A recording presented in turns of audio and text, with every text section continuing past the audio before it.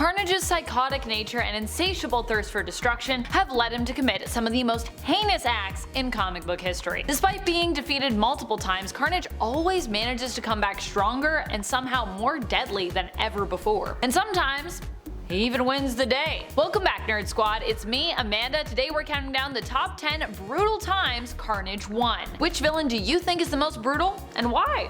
Number 10. Return from the Dead. While initially thought a goner after a run-in with the poisons in outer space, despite the fact that Carnage literally fell to Earth, he somehow was able to survive this. Sure, Cletus was burned up and killed on re-entry, with Carnage emerging to try and help save its host, giving its life for Cletus, who also, as I said, died, both of them gone. But at the end of the day, this brutal death wasn't even enough to stop Carnage from returning. Cletus's corpse was recovered by the cult of Knull, who sought to resurrect him by returning Cletus to the world of the living through a small piece of the Grendel symbiote they had in their possession. Carnage was thereby reborn, returned to a sort of undead-like life, although completely conscious of what he was doing, and now psychically linked as well to the biggest bad of them all when it comes to symbiotes, the eldritch god of darkness himself, Knull. And friends, before I move on to our next spot on this list, if you love what we do here at Top 10 Nerd, be sure to show us you love us by clicking that like button. It really does help feed the algorithm. Feed it. Number 9. Defeated his own offspring. Yep, you heard me right. Carnage is a father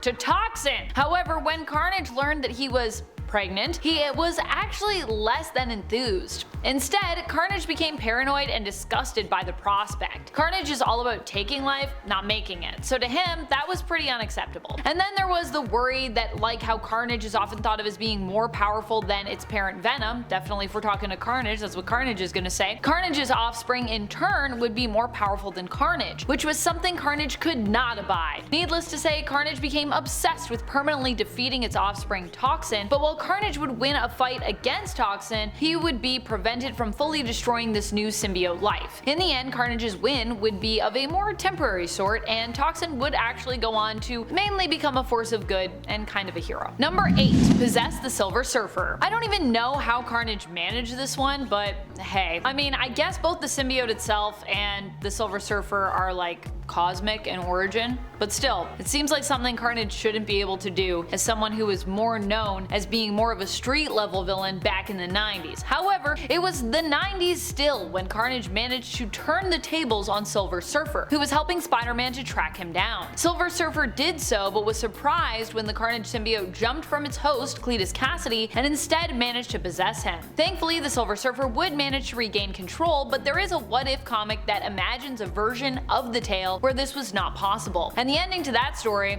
is honestly pretty brutal. Number 7. The United States of Carnage. While this plan didn't fully work and it was only a temporary victory, Carnage still successfully messed up a lot of folks' lives when he took hold of a small town in America. He managed to absorb a ton of blood from a meat-packing plant that operated there, which boosted his power. Then he infected the water supply, turning the inhabitants of the town into his own playthings. He tormented them, making them do terrible things to themselves and one another, claiming the whole town as kind of his family. It was really messed up. In the end, the heroes do manage to reel him back in, but even then, he had some pretty big, small victories over the town's residents. Big in the sense of, to the residents, they'd be pretty big losses, but you know, to someone like Carnage, it's just like another tick in a box. The town's residents in the end also wanted him not just gone and arrested, but dead for what he'd done to them. So despite the heroes winning the day, the end of the tale kind of makes you wonder what a victory over Carnage really looks like. Because like,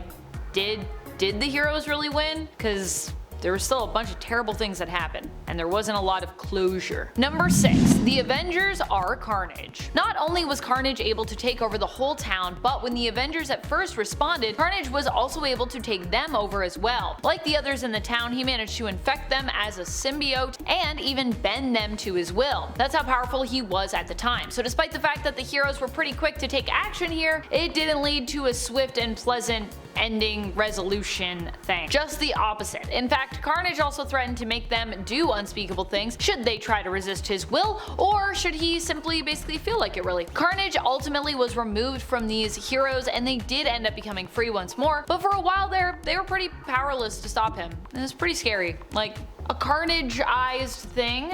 I don't think we want that. Number 5. Impersonated Eddie Brock. Cletus doesn't do anything halfway, I will give him that. At the beginning of the Absolute Carnage event, he decided to come back for Eddie Brock, not just physically, but also mentally and emotionally as well. His plan was to completely discredit Brock by ruining his good name. How did he do this? By impersonating him and getting himself arrested. Not only that, but Carnage then proceeded to eliminate various inmates who he himself was trying to get close to on his journey to amass codices, or codexes if you prefer. One such person is Lee Price. Since he had been impersonating Eddie while locked up, the murders he committed while in jail were also pinned on Eddie Brock, ruining his reputation even further. Number 4. Even defeat brings victory. I think one of the most wild things about Carnage is that even when he loses, he somehow wins. Case in point, the end of King in Black. Knull is defeated, Eddie becomes the new King in Black. This event of Knull coming to Earth was all something that was pretty much set into motion by Carnage thanks to his actions in the Absolute Carnage event. So what happens to him? Is he also defeated? Does he suffer for the pain he caused and brought in this event? No, not even close. I mean, he does, but not really, not long term. At the end of this event, instead of also remaining permanently defeated, Carnage and Cletus are instead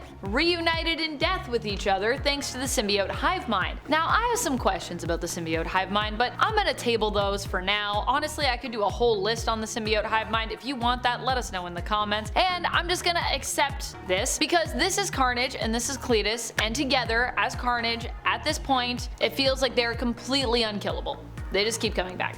So very well. Number 3. Return of Knull. Even when he loses, he really does win. Case in point, the end of the Absolute Carnage event. It was here that Cletus gave Eddie the choice between saving the world or saving his son. And it wasn't even really that simple. It was more like save your son and the world becomes like a victim to Knull, or don't and the world still kind of becomes a victim to Knull. Because it was like either Carnage was gonna wake up Knull or Eddie was gonna wake up Knull, but either way it wasn't gonna be good. Pretty much either way, Knull was just waking up, and it was just whether or not Eddie would be the one responsible for that. In the end, Eddie chose to save Dylan, and in that way set up and was ultimately responsible for the awakening and the return of Knull. This was truly one of the most brutal defeats to read, because either way, Eddie would lose and Carnage would win, even if he didn't survive. And ultimately, it turned out he somehow did survive anyways, so whatever, I guess. There are no consequences. Number 2. Ghost Rider can't take this heat. Carnage had a heyday during the Absolute Carnage event. He was defeating heroes and villains left, right, and center. Anyone who had basically come into contact with the symbiote in the past was a target. Carnage's goal was to collect all the codices, which were located in the spines of all those who had even been bonded to a symbiote at some point in their life. This long list included Alejandra Jones. Alejandra, if you don't remember, was also a spirit of vengeance, a ghost rider. However, by the time Carnage had arrived on her doorstep, she'd expended much of her power and was using the last bit of her reserves to basically just keep her village safe. And that's when Carnage showed up and brutally took her out. She was sent down to hell after her life was ended, but she did at least manage to return to get some final vengeance on Carnage and to protect the people of her village. So at least there's that, but still, it was a pretty brutal defeat. I remember reading it and being like, what?